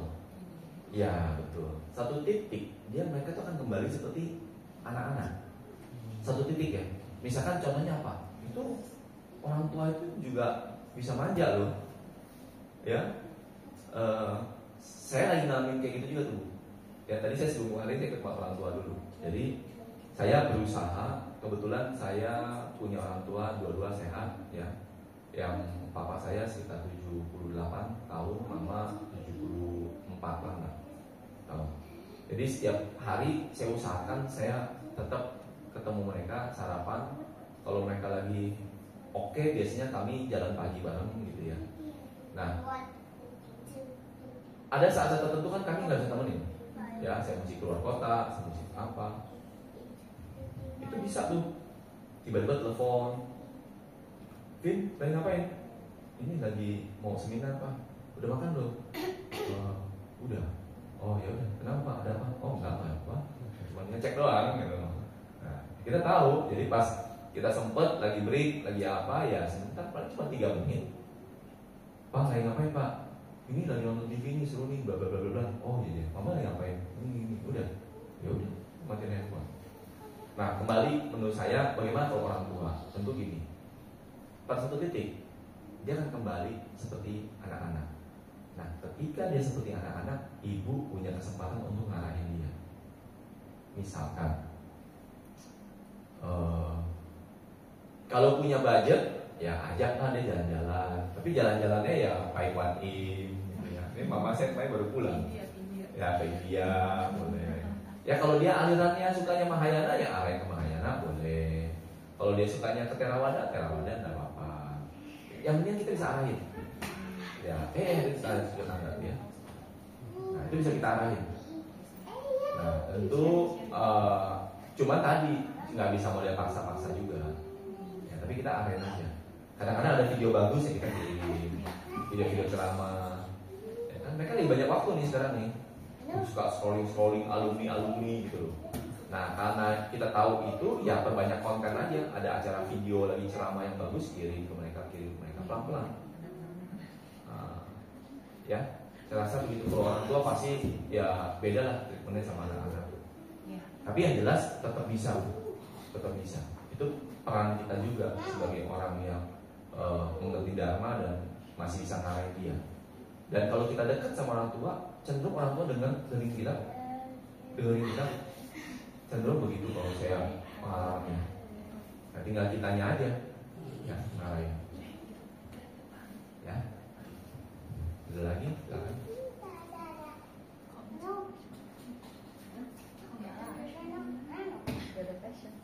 Ibu gimana nggak ada passion? Kalau nggak ada passion ya. Gimana nggak ada passion? Kalau nggak tahu passion sendiri apa? Ya mesti dicari, mesti digali. Eksplorasi. Siapkan beberapa saat waktu untuk kita kontemplasi. Ya di tempat-tempat sepi, di tempat-tempat ramai, di lingkungan tanya. Kalau passion, pertanyaan saya kenapa nggak ada passion? Dari kecil sih sering diatur ya. Ya. jadi bingung passion tuh. Ya. Biasanya memang pengalaman gitu. Atau kadang tuh baru mau punya apa ditekan, mau punya apa dilarang. Ya kita jangan salahkan orang tua kita. Ya karena mereka nggak tahu. Nah sekarang boleh tahu usia berapa? Oh masih muda. Justru kesempatan sekarang untuk menggali. Ya. Nah passion ini sebenarnya ada rencana mau jadi ini suhu? Ada. Oke. Nah, kalau nggak ada niat belum ya dalam kehidupan sekarang belum punya niat jadi biku, ya artinya kita bisa menjadi umat rumah tangga dong. Nah, umat rumah tangga menurut saya juga umat Buddha rumah tangga yang masih senang duit. Nah, jadi inilah kesempatan kita untuk menggali. Menggali itu gimana? Dalam beberapa praktek ya, ini kadang saya juga agak plus dan minus ya. Umat kita ini banyak saya menemukan mereka umat rumah tangga, tapi mempraktekkan jalan-jalan sangha, winaya misalkan, ya. Sebaliknya ada. Ya sebaliknya nggak usah diomongin lah. Tapi yang kita umat rumah tangga ya, umat rumah tangga nih tapi sok-sokan kayak biku sangha gitu loh. Menurut saya nggak tepat. Kecuali porsinya ya. Sesuai porsinya. Kalau memang kamu mau jadi sangha, ya udah jadi sangha. Ya kalau udah jadi sangha nggak usah ngomong keduniawian. Nah cuma kalau kita memang masih sebagai rumah tangga, contoh kita bicara di kehidupan agama Buddha, kehidupan waktu Buddha masih hidup, apa semuanya jadi biku? Enggak. Dan yang non biku, ada nggak yang karma baiknya luar biasa? Banyak. Raja, zaman Buddha itu ada raja yang support tuh, betul nggak Bu? Raja siapa? Bibisara ada, Raja Pasenadi ada, betul? Ada Konglo. Ada konglomerat zamannya Buddha. Siapa? Anantapindika yang katanya kalau jalannya ditutupi batu permata pun dia sanggup. Betul nggak? Itu kan konglo zaman sekarang. Nah, apakah dia jadi biku? Enggak. Tapi ketika ada mereka, coba baca di Tipitaka, banyak sekali kisah tentang mereka. Yang karenanya agama Buddha bisa tumbuh dan berkembang juga karena mereka. Nah kembali, kalau kita mau praktek dharma, boleh nggak tetap Keduniawian menurut saya boleh, karena kita bukan sebagai biku sana. Kecuali kalau kamu mau jadi biku sana, makanya saya tanya dulu tadi, kamu punya passion jadi biku sana nggak? Kalau enggak, ya udah kerja duniawi. Apa kerja duniawi? Apa itu passion dulu deh? Apa itu passion? Apa yang kamu maksud dengan passion? Melakukan hal yang Bakat ya, bakat ya. Mengerjakan sesuatu yang kamu suka. Passion kalau menurut saya, kalau kamu ngerjain sesuatu, ini ada bara di sini. Ada api yang berkobar. Ada motivasi. Termasuk suka. Termasuk sesuatu yang kamu suka. Itu bagian dari itu. Nah, ciri-cirinya apa? Kalau kamu ngerjain sesuatu bisa lebih teliti dari orang lain. Kamu bisa lebih mencurahkan hati, pikiran kamu dari orang lain. Ada orang yang kerja bukan passion, contohnya disuruh sama bos. Kamu datang jam 8, pulang jam 5. Jam 5, dia belum jam 5 aja udah siap-siap, laptop udah siapin. Udah jam 5, tank langsung kabur. Itu tanpa passion. Tapi orang yang bekerja karena passion, nggak ngeliat dia. Hobi, jadi hobi. Ya bisa hobi dari. Intinya, kamu mesti menemukan sesuatu yang kalau kamu pikirin, kamu kerja itu kayak ada bara api yang menyemangati kamu. Ya tadi bisa karena bisa duty, misalkan POL juga ada nih. Gini, ada yang nggak dibayar dia tetap melakukan itu. Tapi ada yang harus dibayar, itu another story lah. Ya, atau ada yang suka turun ke kampung-kampung, ada nggak? Ada. Nggak dibayar tidak bisa begitu. Nah kembali ke kamunya sih. Tapi poinnya adalah kalau passion bagi saya, kamu yang mesti menggali, mesti mencari apa sesuatu yang kalau kamu pikirin kayak ada bara api di sini. Dan yang kedua, passion itu bicara tentang kamu mau kemana, goal kamu apa. Di usia 19 tahun ini, anggap usia rata-rata manusia 65 sampai 75, di ujungnya kamu mau mencapai apa? Pensiun kamu seperti apa? Pensiun kamu beda-beda loh. Pensiun kamu mau seperti apa? Apakah di desa sederhana dengan gubuk, atau pernah dengan mansion, atau punya rumah di Hong Kong, atau itu beda-beda. Apa pensiun seperti kamu? belajar dan Lebih dari cukup itu berapa makanya? ya sampai mati lah itu ya cukup. Itu poinnya. Nah, kalau itu menggerakkan kamu, kalau kamu mikirin itu, oh saya pengen pensiun nanti hidupnya nyaman, ya makanya kita mesti tahu ukuran nyaman kamu berapa. Ada orang ukuran nyamannya seperti di Jepang punya apartemen kecil aja, atau yang punya rumah di pedesaan sederhana, baginya nyaman. Tapi kalau bagi kamu pengen punya mansion satu lantai, penthouse di Singapura, ada orang yang kayak gitu. Atau punya private jet, sekarang lagi heboh. Ya. Atau apa? Ya kembali, kamu mesti gali itu. Once kamu gali impian kamu mau mencapai itu, dan itu ada bara di sini, that's your passion. Kalau baranya masih kecil, berarti mimpinya kekecilan. Perbesar mimpinya. Kalau tadi bicaranya pensiun, pengennya punya sesuatu buat kamu, coba pikirin. Pensiun tapi punya sesuatu untuk orang banyak, untuk keluarga besar kamu, untuk orang di kampung halaman kamu, untuk orang sekota. Perbesar mimpinya. Kalau kamu mikirin itu, dia belum cukup kuat, ya dua opsinya. Dia bisa kamu perbesar, atau dia mungkin bukan itu, kamu cari yang lain. Ya. Kejar mimpi kamu, ya, kamu akan menemukan passion kamu. Ya. Oke. Ya, sama-sama. Orang yang hidup tanpa tujuan. Saya kasih ilustrasi gini. Saya pernah ada satu masa, karena tinggal dulu di rumah yang ya kalau bahasanya ya kismin ya, miskin gitu ya. Jadi dulu rumah saya pertama sama orang tua dari Kalimantan datang, itu saya tinggal itu temboknya cuma setengah, Bu. Setengahnya ini pakai bilik bambu. Itu pun sewa. Kalau setiap hujan itu keluar tuh lintah, geli. Dan maaf ya, dulu rumah saya itu belum ada WC. Jadi kalau setiap sakit perut, itu mesti lari ke depan jalan, nongkrongnya di pinggir kali. Mungkin sekarang udah banyak yang ngalamin kayak gitu. Betul nggak, Bu? Oh, Ada di Kalimantan. di Kalimantan ya. Ibu ngalamin gitu juga? Saat tugas.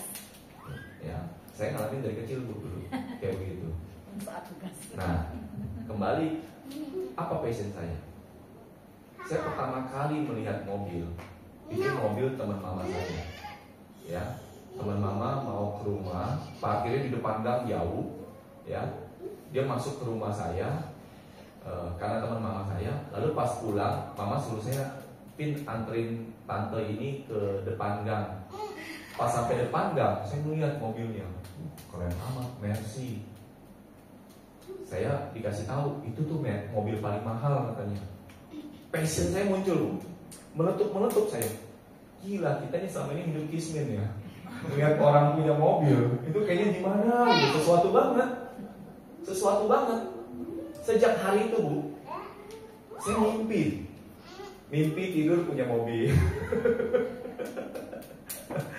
Saya ngeliat orang kalau jalan punya mobil, saya ngebayangin saya lagi naik mobil itu. Kebayang? Sama saya. Berarti passion itu gak cuma soal kerjaan atau yang kita suka, tapi sesuatu benda pun bisa menjadi passion. Bisa. Kalau saya, motivasi. ukurannya gampang. Passion itu adalah api yang meletup-meletup dalam diri kita. Kalau Anda mengerjakan itu tanpa api itu bukan passion. Kalau kamu ngerjain itu nggak ada api yang membara, bagi saya bukan passion. That's why saya kalau ngomong ini di komunitas rohani spiritual nggak nyambung. Karena kalau kita di spiritual, apalagi di Vipassana, kita berusaha meredam itu, ya Bu. Kita berusaha memadamkan api itu. Karena menurut saya itulah jalan kebikuan sebenarnya. Lihat kalau biku boleh nggak passion? Nggak boleh. Biku itu nggak boleh meletup-meletup loh, nggak boleh. Tapi kalau kita mau rumah tangga wajib Bu. Nggak hidup. Orang hidup tanpa passion, yang nggak ada hidup, nggak ada ser-ser gitu loh. Hah? Ya, that's konotasi passion bagi saya. Jadi sejak saya melihat mobil itu, saya punya target. Saya pengen tuh, saya nggak mau miskin lagi. Suatu hari mama papa juga pernah pulang berantem. Mama sambil jahit baju nangis-nangis. Papa saya banting pintu pergi. Saya nanya sama mama, "Ma, kenapa? Kenapa berantem? Kenapa nangis?" Mama bilang ke saya, mama sambil jahit, dia berhenti jahit, dia bilang, "Lu udah gede gak boleh miskin. Miskin itu gak enak." Orang bilang uang itu sumber masalah. Kalau saya bilang nggak punya uang itu sumber masalah. Lebih banyak orang punya masalah karena miskin daripada orang punya masalah karena kaya. Setuju nggak Bu? Betul. Karena orang kalau marah itu kan membuat kejahatan ya. Mepet. Jadi Apa juga menderita, dan anak-anak kita belum tentu sanggup menderita menahan lapar seperti kita. Lu boleh nahan lapar, anak lu nggak bisa nahan lapar, nggak bisa berhenti minum susu. Jangan jadikan itu sebagai alasan. Nah, tadi kembali. Tapi kalau kamu mengerti dharma, tentu bisa meredam. Yang miskin mengerti dharma lumayan. Kaya mengerti dharma juga lumayan. Dia mendingan gue pilih yang kaya. Kaya mengerti dharma, daripada miskin mengerti dharma. Paham maksudnya? Itu pilihan. Jangan karena kita nggak mampu lalu kita berlindung. Oh, karma kan nggak boleh serakah. Kamu belajar Buddha nggak boleh loba. Iya. Sorry. Yang ngomong kayak gitu saya bilang minta maaf lah. Yang bisa loba bukan semua orang kaya. Banyak saya melihat orang miskin itu loba. Apalagi pas lagi rebutan makanan. Betul nggak? Banyak juga. Orang kaya juga banyak loba. Di pesta-pesta juga, pas rebutan makan juga, gila. Hantu kelaparannya muncul tuh. Tapi bukan masalah kaya dan miskin. Lu miskin juga bisa loba. Karakter. Betul nggak Bu? Karakter. Yes. Nah, kalau harus memilih, ya kalau terpaksa harus memilih kaya loba sama miskin loba, ya saya pilih kaya loba lah. Ini kan kalau boleh pilih. Tapi kalau idealnya ya kaya tanpa loba. Belajar kan, nah, that's why kita praktis meditasi. Jadi kembali Bu, kejar mimpi kamu. Ya, tapi tadi kan, makanya saya kalau kita ngomong di dunia spiritual, apalagi di konsep Buddhisme yang tingkat tinggi nih, dharma tingkat tingginya, justru kayaknya kita nggak boleh punya loba. Tapi itu another level lah menurut saya, another level. Kalau kita udah ngejar kaya, baru kita udah melepas. Kalau masih pas-pasan kayak gak bisa. Jangan, menurut saya jangan. Karena tadi yang kasih pisahkan, Belum waktunya. ya. Belum waktunya. Nah, jadi ibu cari mimpi kamu, ya. Cari mimpi kamu. Kalau saya triggernya karena mobil Mercy. Mungkin kalau masih muda memang gak ketemu passionnya.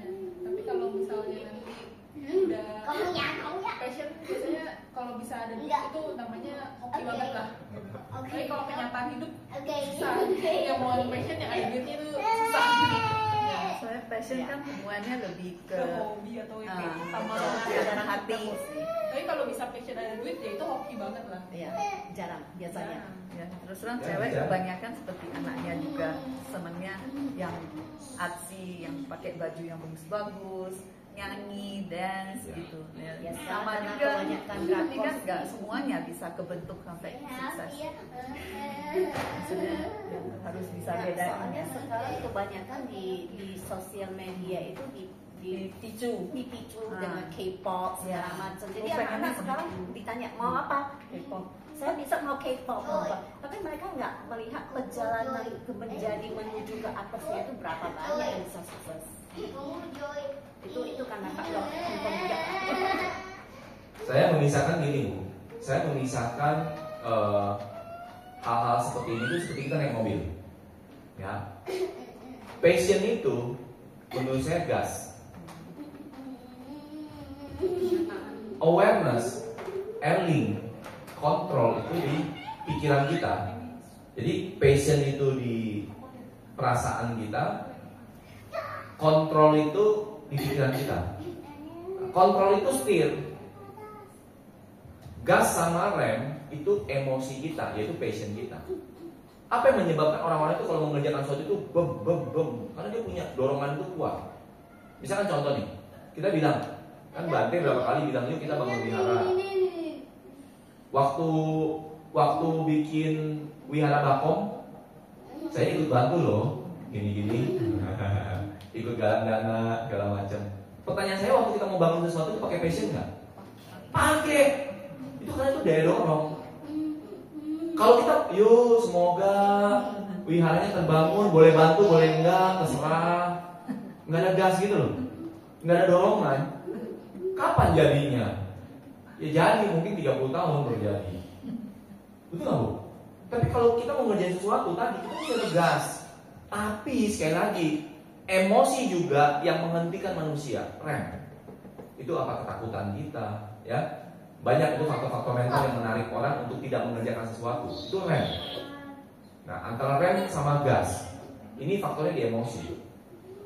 Tapi faktor strategi, taktik, pikiran, ya, mau ngerjain apa dan lain sebagainya itu faktor pikiran. Mengerjainnya step by step, planning itu mau pikiran. Tapi gas sama rem itu emosi. Nah, passion terkait erat sama emosi, sama gas sama rem kita. Nah, kalau kamu belum punya gas sama rem, saya membayangkan kamu punya mobil tapi kamu nggak ngegas, you go nowhere. Saya pernah dulu ingat tadi, saya kan cerita kembali ketika masih masa miskin, ismin. Saya tuh seneng banget ketika minggu itu papa mama juga nggak pernah ngajak ke mall, nggak pernah ngajak kemana-mana lah. Cuman setiap minggu itu bangun pagi-pagi, ganti baju rapi, rambutnya sisir klimis, gitu ya, kayak Nobita gitu. Ya. Cuma di dalam rumah berdiri, diem aja, nonton TV seharian. Mama saya pernah nanya, lu ngapain? Lu ngapain? Ya nggak tahu. Saya cuma membayangkan. Saya tuh di halusinasi saya tuh pergi jalan-jalan. Saya pergi jalan-jalan gitu. Tapi dalam reality, begitu kamu buka pintu, kamu tanya, kamu mau mana? Kalau kamu nggak pernah punya jawaban yang jelas, kamu mau kemana? Dan apa yang terjadi? Kamu nggak kemana-mana. Passion, target, tujuan hidup seperti itu. Kalau tadi pertanyaan kamu, saya nggak punya passion, saya nggak punya tujuan hidup, dan hidup kamu nggak kemana-mana. Kamu akan berada di tempat itu terus, karena kamu nggak berusaha mendobrak situasi, kamu nggak ngegas, kamu hanya settle di sebuah tempat, dan itu tidak membawa kamu kemana-mana. Sekali lagi, maka saya nanya di awal, saringan pertama saya gampang, kamu mau jadi biku atau enggak? Kalau kamu jadi biku, saya nggak boleh ngomong kayak gini, bahaya biku punya motivasi, bahaya biku punya passion, nggak boleh itu. Justru biku belajar mengontrol dan memadamkan. Kalau kita bicara kemudahan, betapa Siddhartha mencapai kemudahan karena dia memotong itu. Tidak ada lagi keinginan dalam dirinya. Dia nibbana, nggak ada tanha, nggak ada loba. Tapi kita nggak bisa. Kalau kita masih hidup duniawi, nggak bisa. Dan daripada tadi saya bilang hidup duniawi tapi berlaga jadi biku sangha, ya jadi biku sangha sekalian. Ngapain jadi manusia sampah nggak berguna, gitu. Ya, cuma jadi beban buat keluarga. Ya, hidupnya jadi seperti benalu. Kalau mau jadi manusia yang kayak Ananda Pitika, kayak Raja Asoka, gitu loh. Jadi manusia serba guna, serba berdaya, hebat, sukses. Kamu mau bantu agama Buddha pun jauh lebih kuat bantunya daripada Kismin bantu terbatas. Dia aja bantu dirinya susah. Ya, gitulah. So find your dream, find your passion. Ya, jangan diam di tempat. Ya. Semoga bermanfaat ya. Oke, saya rasa juga waktunya udah panjang sekali. Udah lebih menderita daripada Vipassana kayaknya nih. Udah gonta-ganti duduknya. Saya mohon maaf ya. Semoga sharing hari ini bermanfaat ya. Kesimpulan saya, semua dari kita harusnya menjadi penjaga dharma, pelindung dharma. Karena dharma bukan hanya untuk dipraktekkan untuk diri sendiri. Karena sejatinya orang yang mengenal dharma pasti hidupnya lebih baik. Pasti. Kalau ada orang yang belajar dharma belum baik, something wrong. Nah, maka kita mesti bantu sebagai orang yang punya tekad masuk ke level kedua menjadi promotor dharma. Kita harus proaktif, ya, menjaga, melindungi dharma. Semoga dengan demikian dharma kembali bermekar, kembali berkembang, kembali bangkit di Indonesia yang pernah jaya dulu. Ya, Soti Hotu Namo Buddhaya. Terima kasih.